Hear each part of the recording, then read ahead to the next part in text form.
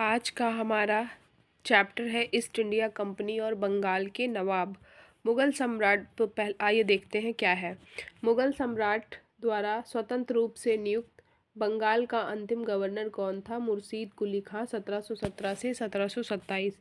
मुर्शीद कुली खां ने अपनी राजधानी ढाका से कहाँ स्थानांतरित की? तो मुर्शिदाबाद।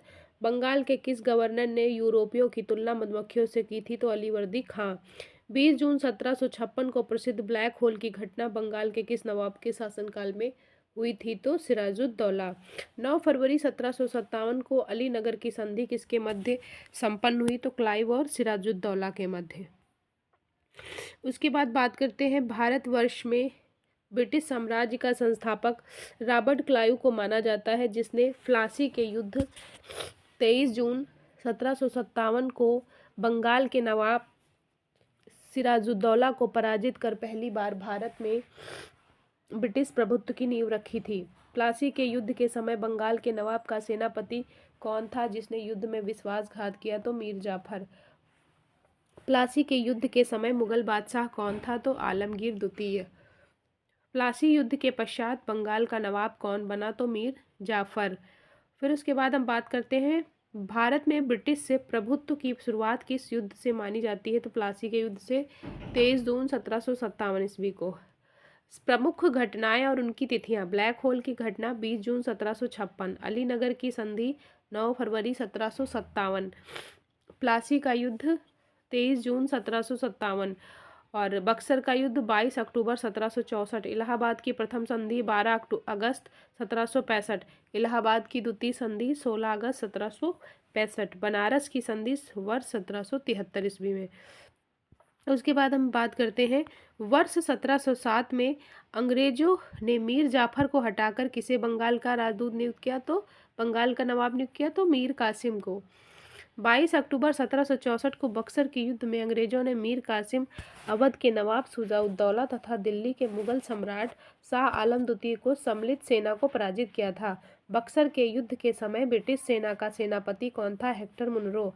बक्सर के युद्ध के समय बंगाल का नवाब कौन था? तो मीर जाफर। उसके बाद बात करते हैं बक्सर युद्ध के समय पश्चात बंगाल की संधि मुगल सम्राट शाह आलम द्वितीय, बंगाल के नवाब नजमुद्दौला तथा क्लाइव के मध्य तथा इलाहाबाद की संधि क्लाइव तथा अवध के नवाब शुजाउद्दौला के मध्य हुई थी। किस संधि के माध्यम से अंग्रेजों को बंगाल, बिहार और उड़ीसा की दीवानी प्राप्त हुई? तो इलाहाबाद की संधि से। स्वर्ग से उत्पन्न सेनानायक किसे कहा जाता है? तो रॉबर्ट क्लाइव को। इलाहाबाद की संधि के पश्चात बंगाल में द्वैध शासन की स्थापना किसने की थी? तो रॉबर्ट क्लाइव के द्वारा। उत्तर मुगल कालीन राज्यों के संस्थापक कौन थे? बंगाल 1717 से 1727 मुर्शीद कुली खां। हैदराबाद 1724 ईस्वी निजामुल मुल्क यानी इसको कहते थे चिनकिलिश खां। उसके बाद बात करते हैं भरतपुर 18वीं शताब्दी चूड़ामन या बदन सिंह। कर्नाटक 18वीं शताब्दी सआदतुल्ला खां। अवध 1722 से 1724 सआदत खां बुरहानुन मिल्क। जयपुर 18वीं शताब्दी सवाई राजा जय सिंह। रुहेल पठान 18वीं शताब्दी मोहम्मद खां बंगस। मैसूर 18वीं शताब्दी हैदर अली। ठीक है।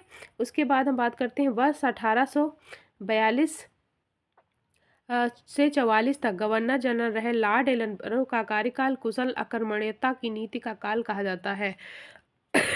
अब हम बात करते हैं क्षेत्रीय राज्य पंजाब और मैसूर की। ठीक है, तो कौन कौन से राज्य हैं? सिख साम्राज्य का संस्थापक किसे माना जाता है?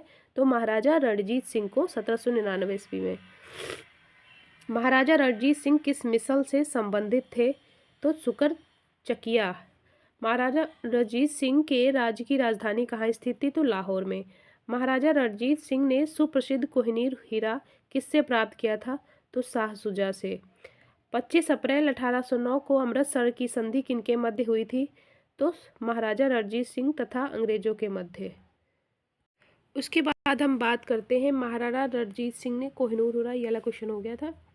अब उसके बाद बात करते हैं 25 अप्रैल 1809 को अमृतसर की संधि किनके मध्य हुई थी? तो महाराजा रणजीत सिंह और अंग्रेजों के मध्य। उसके बाद नेक्स्ट है हमारा महाराजा रणजीत सिंह एक धर्मनिरपेक्ष शासक थे, इसलिए उन्होंने कहा था कि ईश्वर की इच्छा थी जब मैं सब धर्मों को एक निगाह से देखूं, इसलिए उन्होंने दूसरी आंख की रोशनी ले ली। वर्ष 1845 में प्रारंभ हुआ प्रथम आंग्ल सिख युद्ध के दौरान भारत का गवर्नर जनरल कौन था? तो लॉर्ड हार्डिंग प्रथम।